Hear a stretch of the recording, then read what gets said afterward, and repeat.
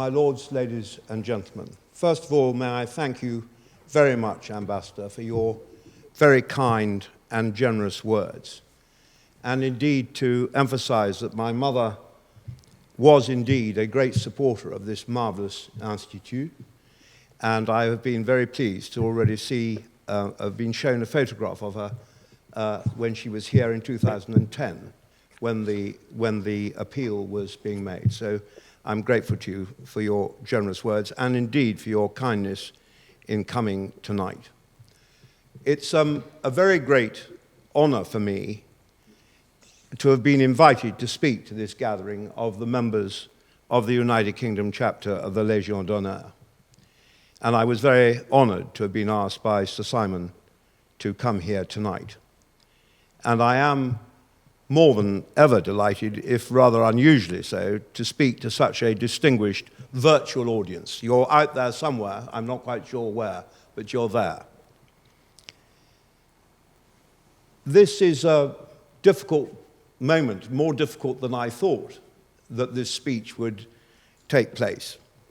After all, it's for many of us a rather melancholy, uncertain, and fragile time in our lives and those of our two countries. And like the ambassador, I feel sure that all will be well, but these are not easy days. And we meet with the backdrop of what has been a terrible year for both Britain and France because of the COVID, but also a year of profound significance. For this year marks the 80th anniversary of General de Gaulle's appel on the 18th of June, 1940. President Macron honored London when he visited us to mark the appel, which served as such a magnificent and heroic rallying cry to the French people in the aftermath of the deeply painful occupation of France in 1940. The President of the Republic spoke in the shadow of General de Gaulle's statue in Carlton Gardens, where the Free French had had their headquarters. And as General de Gaulle himself once described it, it had for a few years been the cradle of France. And he there presented to His Royal Highness the Prince of Wales the framed insignia of the Légion d'honneur, as he said, as an expression of the French Republic's infinite gratitude by awarding London in a wholly exceptional capacity the Cross of the Légion d'honneur for London's support of France during the long and bitter years of the Second World War. The Prince of Wales, in replying to President Macron, said this: "Your presence here today is a powerful demonstration of the bond between our two countries and between our people, and of our shared determination that it must endure. It's a bond forged through common experience, sanctified through shared sacrifice, and burnished by the deep affection in which we hold each other." Ladies and gentlemen, I should declare my hand at once. I grew up as the child, the grandchild, and the great-grandchild of a family who greatly loved and loves France and knows it well.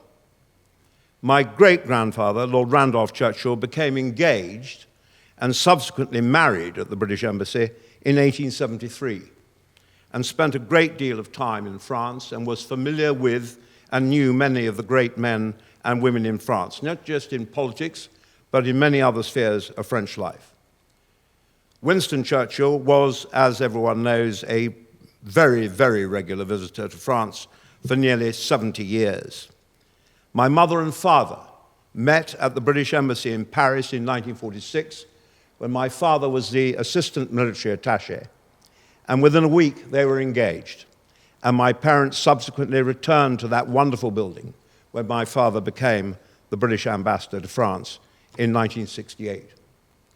My siblings were partially educated in Paris, and they were golden and profoundly happy and memorable years in my family's life.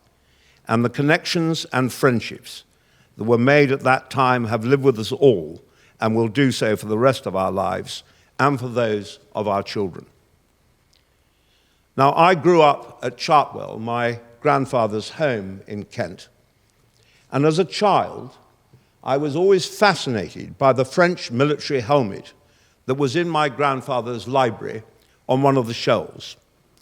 It was a helmet that he had worn in the First World War when he served in the trenches of France and Flanders in 1915. It was the helmet of a poilu, a French infantry soldier, which he wore in battle as a mark of respect for the French army. And as I grew up, I learned to understand the profound significance of that helmet and of the part that it had played in my grandfather's life.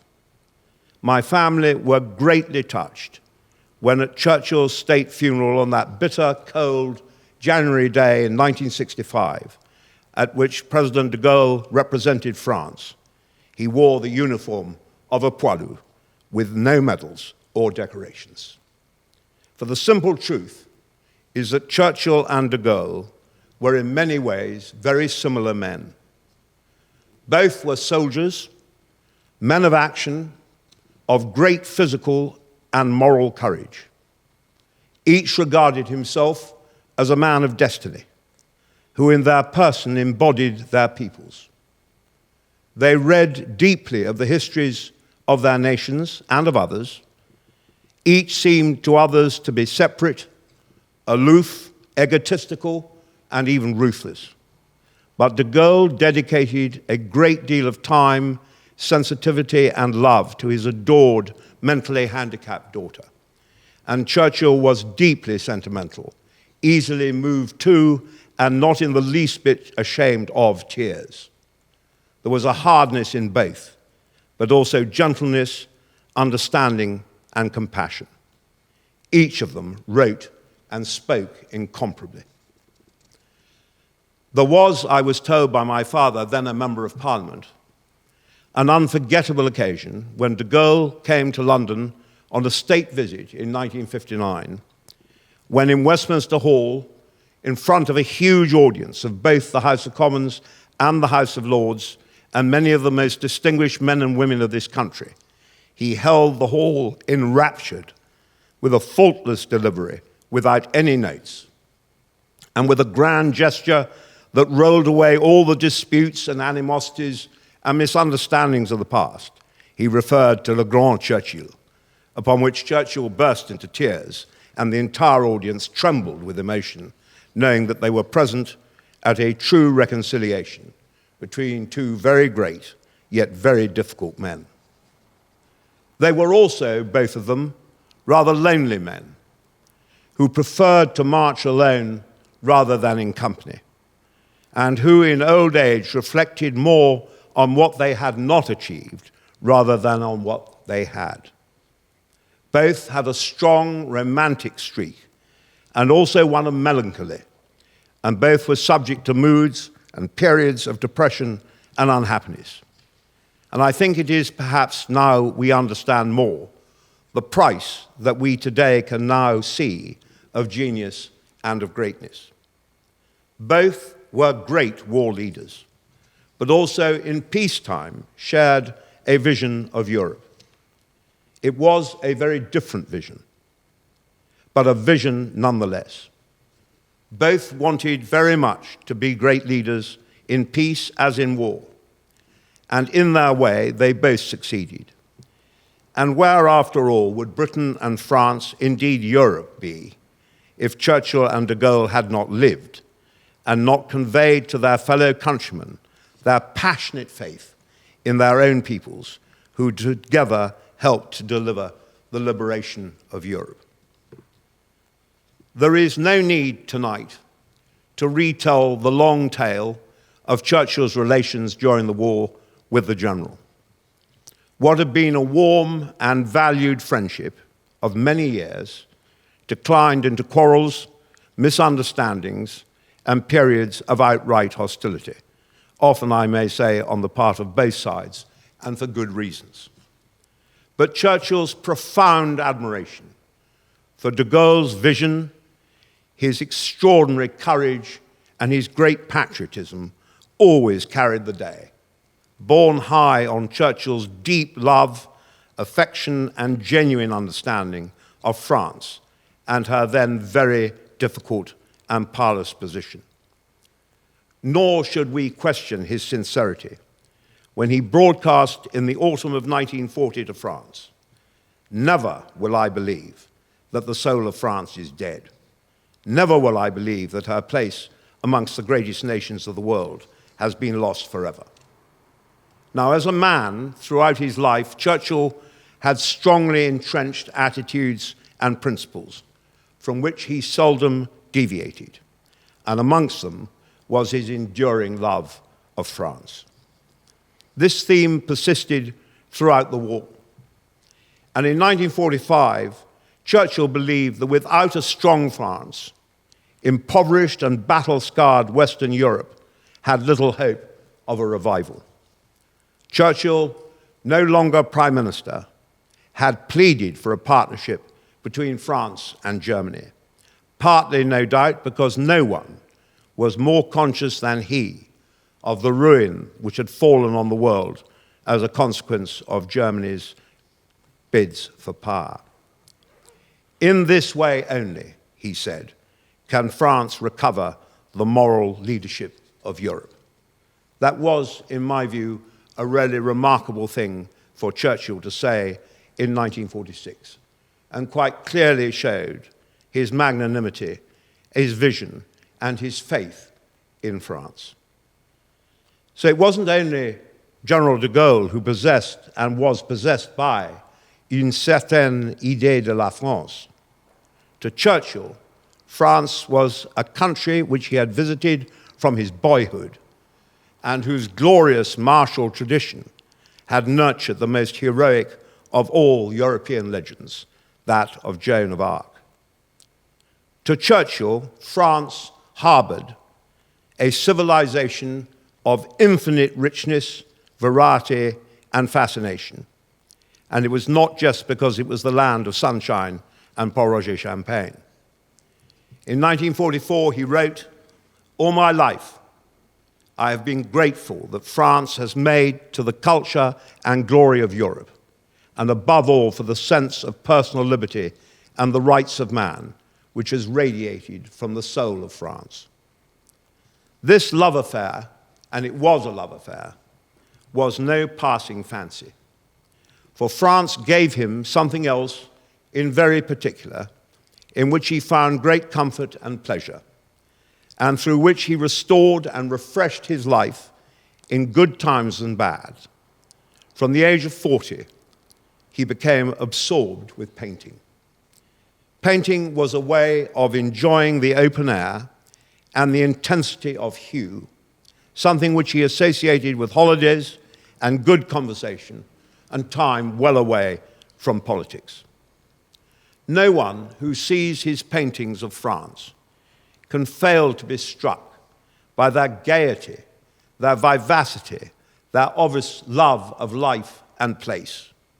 And this ardor for France speaks to us as clearly from the canvases as from his books and his speeches. He reveled in the clear light and the limpidity of the waters. He loved the buildings and the landscape of the old France, as he found at Carcassonne and Avignon in particular. France and painting, the trees, the mountains, the buildings, the play of sun and shadow had become inseparable in Churchill's life and mind. He went to the south of France for many years and painted constantly near Marseille and along the Côte d'Azur.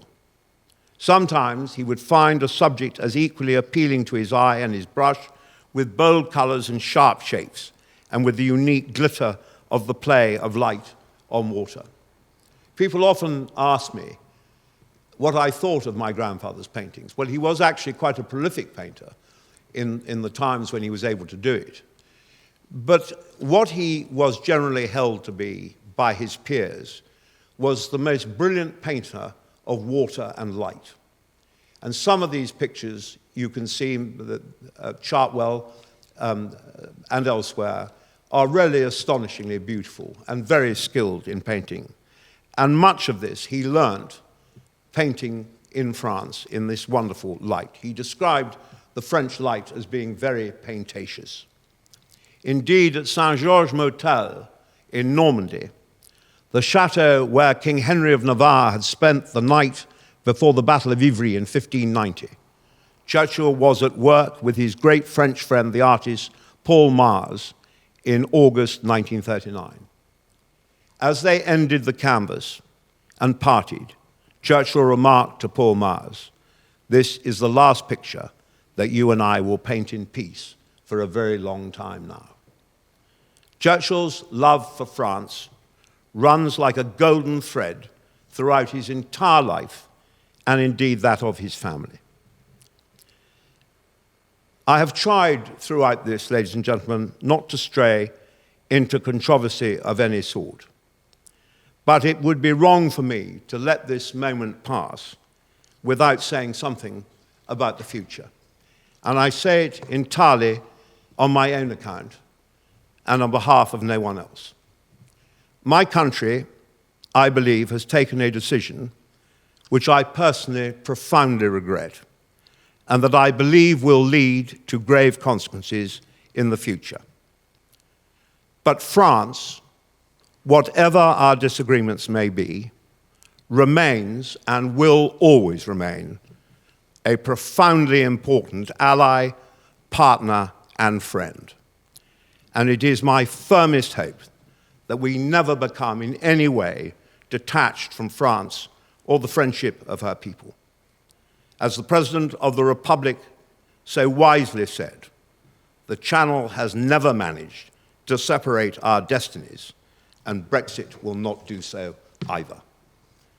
For if there is one truism more misleading than the idea that France and the UK could not be more different, it is deep down and in power terms that we are essentially very much the same. It's true to a degree that we both share the same global scale of thinking, the same status as permanent members of the United Nations Security Council, the same deployable military capability and nuclear capacity. Indeed, it seems to me, and has always done so, through thick and thin, that our joint interests are as broad as they possibly could be, culturally, politically, commercially, and in so many other fields. Whatever happens, I'm quite sure that between us, as the ambassador said, we will make it well, and it will be well. For more than a century, in good times and in bad times, the United Kingdom and France have been allies, partners, and friends. Long may that friendship and that relationship continue as an abiding beacon in a complex world. Thank you very much.